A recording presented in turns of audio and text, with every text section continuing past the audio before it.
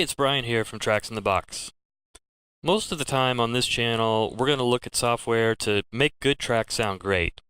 But sometimes you got a bad piece of audio to start with, and before you can work on making it sound great, you got to make it not sound horrible. Now, recently we've looked at Defilter by Acon Digital, which fixes things like resonances and comb filtering. And today we've got another excellent product from Acon called Restoration Suite. It consists of 4 different plugins to tackle specific audio problems: denoise, dehum, declick, and declip. For these examples, I generated these files specifically for this demo because I wanted really exaggerated examples that could show you what these plugins could do. Alright, let's take a look at the first plugin. Okay, I've got this acoustic guitar track here and it's got a ton of hiss on it. Let's listen to it real quick.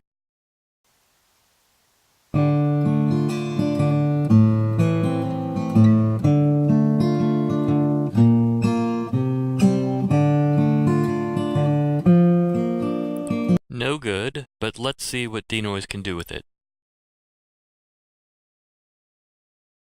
Now there's a few different ways you can use denoise here.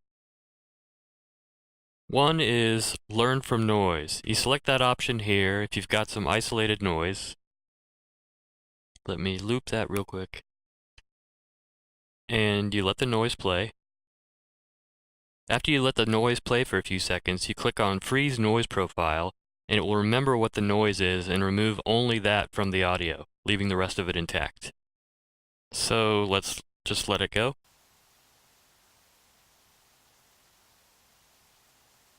Once this yellow line has stopped moving, it's learned the noise.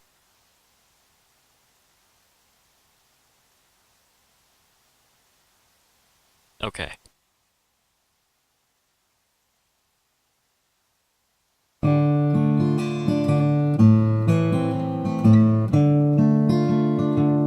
We are getting just a few artifacts here.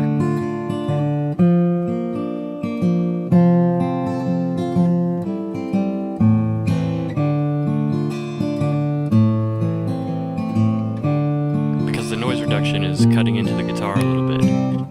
There's a couple ways you can deal with this. First of all, the maximum reduction doesn't need to be at negative 48 dB.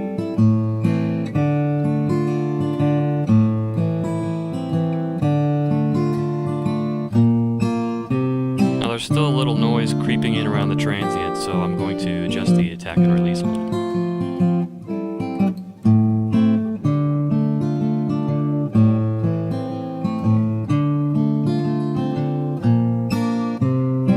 This was without.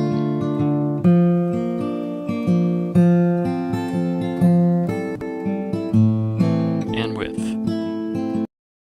Now another option you have is adaptive noise reduction. Let me reset this real quick. Now this is for when you don't have any isolated noise or when you have noise that changes over time. Now I'm going to let this play back and it's going to look at the entire signal and try to determine what is noise and what's the good audio and try and remove just the noise.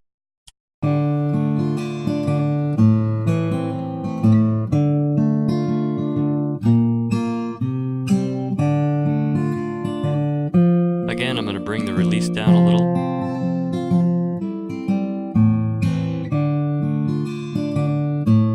A little bit of the guitar is getting lost here. And as we saw, you can bring up the attenuation.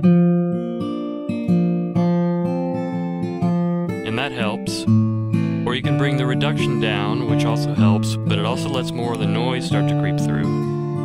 Now there's a third way you can deal with this, and that's with the emphasis filter. You enable that here. And it's basically like a parametric EQ that you use to adjust where the filter focuses on the noise. So I'm just going to bring it down here where the guitar is.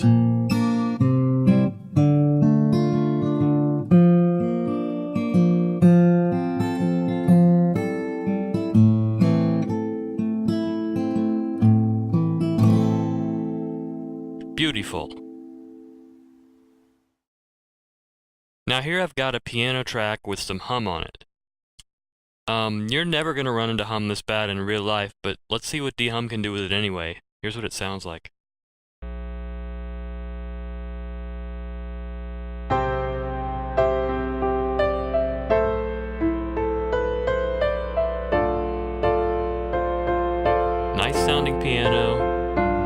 not so nice sounding hum. Let me throw dehum on here. Now with electrical interference like this is, the frequency you're going to want to set this on depends on the country you're in. In the US it's 60 Hz. So I'll go ahead and set it to that. The rest of these controls are sensitivity, which is exactly what it sounds like. It just adjusts how sensitive it is to the hum. Sometimes it will fluctuate a little bit from the bass frequency, which is what adaptivity is for. You just adjust this so that it will track that fluctuation. In this case, we're not going to need it, I don't believe. In addition to the bass frequency of the hum, you'll also have a number of harmonics above it, which contribute to the hum, and you just increase this control until all of the hum is gone. And let's listen to it work.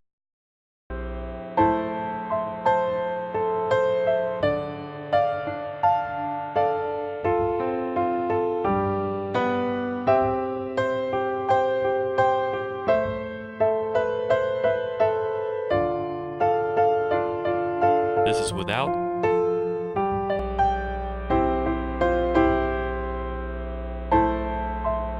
And that's with.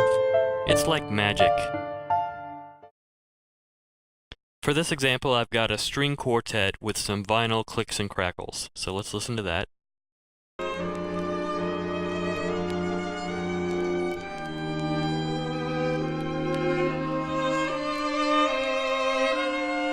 And let's see what D-click can do with it. Now you've got two sections here. You've got D-clicker and D-crackler. In the D-clicker, you've got a button to enable it. You've got detect digital dropouts when enabled will attempt to find parts that are missing from a corrupted audio file and fix those. Then you've got sensitivity for the clicks, and you've got click length, which is the maximum length of the clicks in milliseconds. For the D-crackler, you've got a button to enable it, crackle sensitivity here, and you've got crackle reduction, which just sets the amount of reduction taking place. Now for this particular tool, the listen to removed signal button can come in really handy to make sure you're not eating into the music that you want to preserve. So let's see what we can do with it. I'm going to do it one section at a time. And these displays here show you exactly how much is being reduced by each section.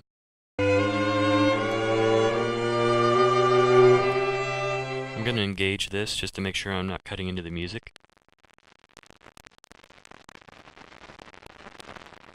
Sounds like we're getting into the string territory there.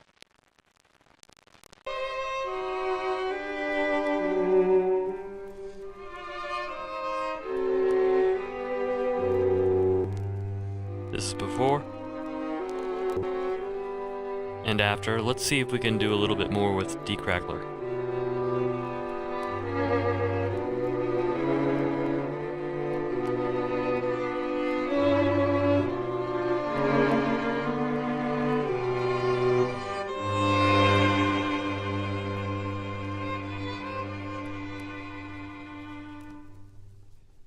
Again, this was before.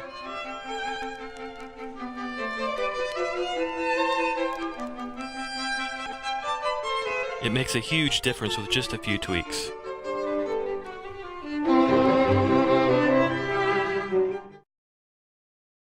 For this example, I've got a piano that was recorded a bit hot and there's some clipping taking place, and I've expanded the waveform here so you can see that this is just totally clipped off flat. Let's see what that sounds like.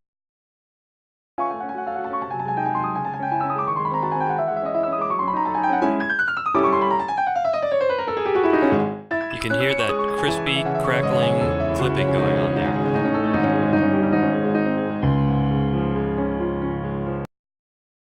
And let's see what D-clip can do with it. Now this plugin couldn't be simpler. You've just got threshold controls here. All you need to do is look at this waveform display, which will show you exactly where the clipping is occurring, and set this threshold above it. And then the plugin resynthesizes the missing parts, and it does an amazing job of it.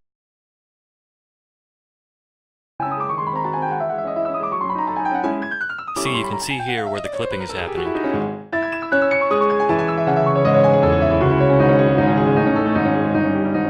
Let's listen to it again.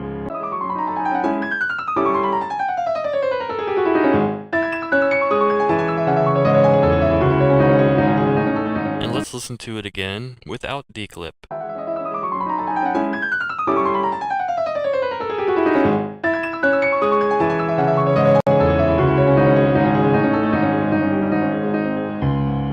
Pretty remarkable, and it couldn't be simpler. Like all the other things in the Acon Restoration Suite, with just a few tweaks and a few controls, you can fix some pretty serious issues with your audio.